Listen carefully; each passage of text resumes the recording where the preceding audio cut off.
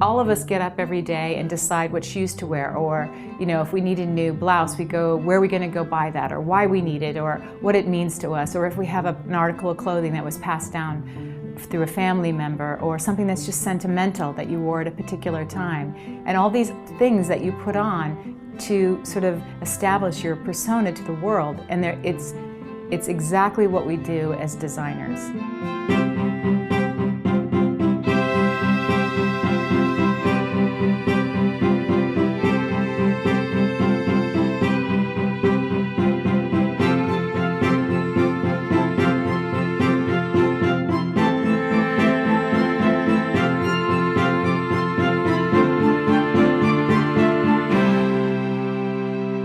Costume designer's main role in a movie is to express the visuals that are needed that bring a particular person in a particular place and time alive.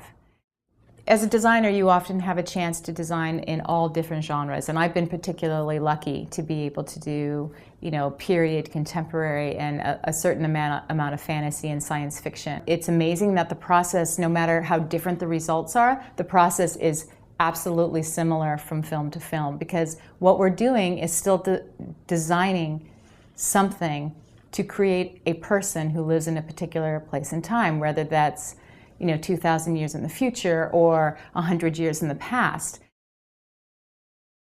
Director of a film is the most important person to the costume designer, and I think to anyone on a film. On Titanic, Jim Cameron, one of the things he was really concerned about from the beginning was that Kate Winslet's dress for the drowning looked good underwater, because she was to spend so much time in it.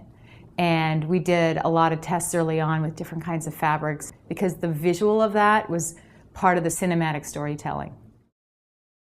The costume designer is responsible for what every single person wears in a film. For an actor, finding their look, I think, is part of finding their character. One of the interesting challenges about costuming a character like Bourne is that by his very nature, he's supposed to disappear. He's meant to be a master of blending. And yet I want him to stand out so that the audience can find him in a crowded scene. I had about 20 different styles of jacket. I knew I wanted something fairly anonymous, everyman, utilitarian, could go through different seasons, different countries. You wouldn't really give it the time of day. But I tried on with Matt. I brought about 20 different styles of things, and also a muslin for a jacket, because I was sure we would make it. We wanted about 30 of them. And as it turned out in that, it was the muslin that, after discussing the other jacket styles, we went for the muslin, and that was finding the exact right point, that he wanted his hands to be going into extremely deep pockets that could hide things. Details, in fact, that don't really show on the film, but to the actor were relevant. The Hollywood Costume Exhibition came about from years of being a practitioner, working in movies. I've been working on the exhibition for 5 years. Doing it at the V&A, having Hollywood costume at the V&A, just feels absolutely right. I couldn't now imagine it anywhere else.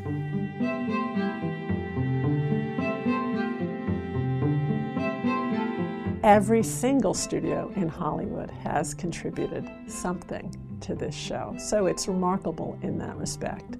I try to show the best work of what was available in each genre. So it wasn't for me ever, ever, ever about the clothes. It was really about the films that mean so much to people.